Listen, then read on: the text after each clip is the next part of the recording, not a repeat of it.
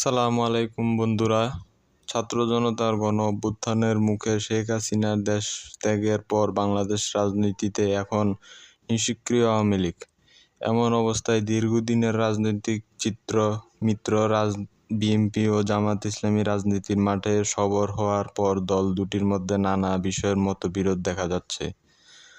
তৃণমূল থেকে শুরু করে দল দুটির শীর্ষ নেতাদের বক্তব্য ও কথাবার্তাও এই মতবিরোধ স্পষ্টভাবে লক্ষ্য করা গেছে গত কয়েকদিনে, যেটি প্রকাশ্যে আসে গত আগস্টের মাঝামাঝি অন্তর্বর্তীকালীন সরকারকে নির্বাচন আয়োজনের সময় দেওয়া নিয়ে বিএনপি ও জামাতের পরস্পর বিরোধী বক্তব্যের মাধ্যমে। শেখ হাসিনার পতনের পর দীর্ঘ 25 বছরের রাজনৈতিক মিত্রদের মধ্যে হঠাৎ কেন এমন বৈরী সম্পর্ক তৈরি হলো, সেটি নিয়েও নানা প্রশ্ন দেখা দিচ্ছে। গত সপ্তাহে জামাত শিবির আমির ডক্টর শফিকুর রহমান রাজনৈতিক প্রত্যক্ষ আওয়ামী লীগের বিরুদ্ধে প্রতিশোধ নেবে না এমন একটি বক্তব্য দিয়েছেন। সেই বক্তব্য নিয়েও বিএনপির মধ্যে তীব্র প্রতিক্রিয়া দেখা গেছে। যদিও জামাতে ইসলামী সেক্রেটারি জেনারেল মিয়া গোলাম পরোয়ার বিবিসি বাংলাকে বলেছেন, এ ধরনের প্রতিক্রিয়া থাকলেও বিএনপির সাথে তাদের বোঝাপড়া কোনো সংকট নেই। অন্যদিকে বিএনপি স্থায়ী কমিটির সদস্য আমির খসরু মোহাম্মদ চৌধুরী বিবিসি বাংলাকে বলেছেন, জামাত অন্য রাজনৈতিক দলের মতোই একটা দল, বিএনপির সাথে জামাত বিরোধীর প্রশ্ন আসবে কেন? পাল্টাপাল্টি বক্তব্যে বিরোধী স্পষ্ট। গত ৩রা সেপ্টেম্বর ঢাকায় সাংবাদিকদের সাথে এক মতবিনিময় সভায় জামাতে ইসলামী আমির ডক্টর শফিকুর রহমান গত ১৫ বছরে জামাতে ইসলামীর ওপর আওয়ামী লীগ সরকারকে যে নির্যাতন করেছে তার জন্য প্রতিশোধ না নিয়ে ক্ষমা করে দেওয়ার ঘোষণা দেন। জামাতে আমির এই বক্তব্যের পর এ নিয়ে প্রতিক্রিয়া দেখা যায় রাজনীতির মাঠে। যদিও একদিন পরে এক অনুষ্ঠানে জামাতে আমির শফিকুর রহমান তার বক্তব্যে স্পষ্ট করে বলেন, প্রতিশোধ না নেওয়ার মানে হচ্ছে আমরা আইন হাতে তুলে নেব না, কিন্তু সুনির্দিষ্ট অপরাধ যিনি করেছেন তার বিরুদ্ধে মামলা হবে, শাস্তিও হতে হবে। এর আগে ভারতের সাথে সম্পর্ক নিয়ে গত 28শে আগস্ট ঢাকার সাংবাদিকদের সাথে আলাদা এক অনুষ্ঠানে কথা বলেন জামাতে আমির। সেখানে দলীয় নেতাকর্মীর উদ্দেশ্যে তিনি বলেন, আমরা সবার সাথে বন্ধুত্ব চাই, গুরুত্বপূর্ণ ও সহযোগী দেশ আমাদের খুবই প্রয়োজন।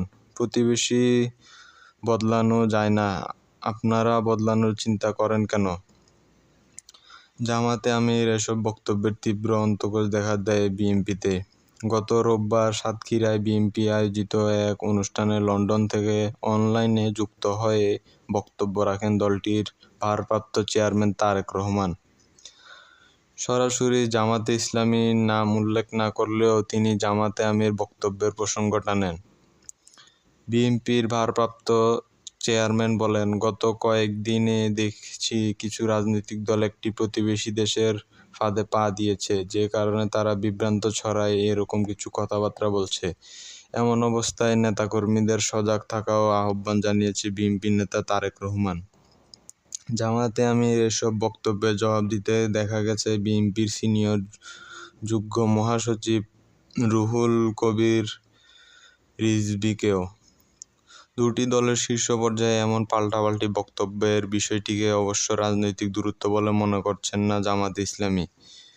দলটির সেক্রেটারি জেনারেল মিস্টার পরোয়ার বিবিসি বাংলাকে বলেন, কেন বিএনপি এ কথা বলেছে যে জবাব বিএনপি দেবে, এ দায়িত্ব জামাতে ইসলামীর না। আমাদের দিক থেকে আমরা মনে করি আমাদের মধ্যে কোনো দূরত্ব নেই। যদিও বিএনপির স্থায়ী কমিটির সদস্য আমির খসরু মোহাম্মদ চৌধুরী বিবিসি বাংলাকে বলেন, অনেক নেতা বক্তব্য দিতে পারে, আমাদের অন্যদের দিকে তাকিয়ে থাকার দরকার হয় না, আমরা আমাদের মতো করে পলিটিক্স করছি। নির্বাচন ইস্যুতে বিপরীতমুখী অবস্থান। গত 8ই আগস্ট দায়িত্ব নেওয়ার পর জাতির উদ্দেশ্যে ভাষণ দেয় অধ্যাপক মোহাম্মদ ইউনূস।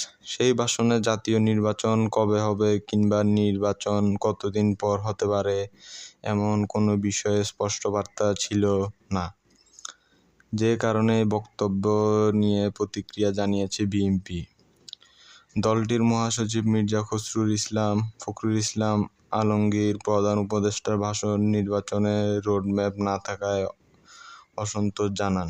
মিস্টার আলমগীর যখন এই প্রতিক্রিয়া জানিয়েছিলেন তখন ফেনী, নোয়াখালী, কুমিল্লা অঞ্চলের বন্যা পরিস্থিতির ভয়াবহ রূপ ধারণ করেছিলেন। এমন অবস্থায় বিএনপি মহাসচিবের বক্তব্যের সমালোচনা ও জামায়াতে আমির মিস্টার রহমান বলেন, এখনও শত শত মানুষ হাসপাতালের বিছানায় কতরাচ্ছে, রক্তের দাগ মোছেনি, বন্যায় দেশ আক্রান্ত। এই সময় কেউ নির্বাচন জিকির তুললে জাতি তা গ্রহণ করবে না। জামায়াত নেতার এই বক্তব্যে ভালোভাবে নেননি বিএনপি। পরে এর জবাবে দলটির মহাসচিব মিস্টার আলমগীর বলেন, যাদের জনসমর্থন নেই তারা এই ধরনের বিভিন্ন চিন্তাভাবনা করে। আমি কোনো দলের নাম বলছি না। যাদের ভোট জয়ের সামর্থ্য নেই তারাই নির্বাচনের বিরুদ্ধে। নির্বাচন ইস্যুতে বিএনপি জামায়াতের বিপরীতমুখী অবস্থান নিয়ে দলের অবস্থান স্পষ্ট করেছেন কেন্দ্রীয় সেক্রেটারি জেনারেল মিস্টার পরোয়ার। বিবিসি বাংলাকে তিনি বলেন, সুষ্ঠু নির্বাচনের স্বার্থে বিভিন্ন সংশোধন ও সংস্কারের মিনিমাম একটা সময় লাগবে সরকারের। এ জন্য আমরা বলছি, একেবারে অল্প সময় দিলেও তারা পেরে উঠবে না। একটা যৌক্তিক সময় দেওয়ার কথা জামায়াত বলেছে। রাজনৈতিক বিশ্লেষকরা মনে করেন, দেশের পরবর্তী রাজনৈতিক প্রেক্ষাপটে কারণে দল দুটির মধ্যে দূরত্ব বাড়ছে। রাজনৈতিক বিশ্লেষক মহিউদ্দিন আহমদ বিবিসি বাংলাকে বলেন, আওয়ামী লীগ যখন প্রতিপক্ষ ছিল তখন বিএনপি ও জামায়াতের মধ্যে একটা জোট ছিল। রাজনীতিতে আওয়ামী লীগ না থাকায় এখন ভিন্ন সমীকরণে মতপার্থক্য থাকা অস্বাভাবিক নয়। বিরোধের আরও যেসব কারণ, অধ্যাপক ইউনূসের নেতৃত্বে অন্তর্বর্তীকালীন সরকার গঠনের পর বেসামরিক প্রশাসন, পুলিশ ও বিশ্ববিদ্যালয়সহ বিভিন্ন জায়গা থেকে আওয়ামী লীগ সমর্থকরা সরে যাচ্ছে কিংবা সরিয়ে দেওয়া হচ্ছে। যেসব জায়গায় নিজস্ব লোকের পদায়ন নিয়ে বিএনপি ও জামায়াতের মধ্যে এক ধরনের নীরব মনোমালিন্য চলছে বলে জানা যাচ্ছে।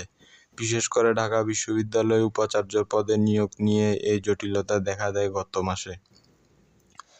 তখন বিএনপিপন্থী শিক্ষক অধ্যাপক এবিএম ওবায়দুল ইসলামকে উপাচার্য পদে নিয়োগ দেওয়া হচ্ছে এমন আভাসের ভিত্তিতে অনেকেই তাকে শুভেচ্ছা জানিয়ে সামাজিক যোগাযোগ মাধ্যমে পোস্ট দেন। এটি নিয়ে সে সময় বেশ বিতর্ক তৈরি হয়।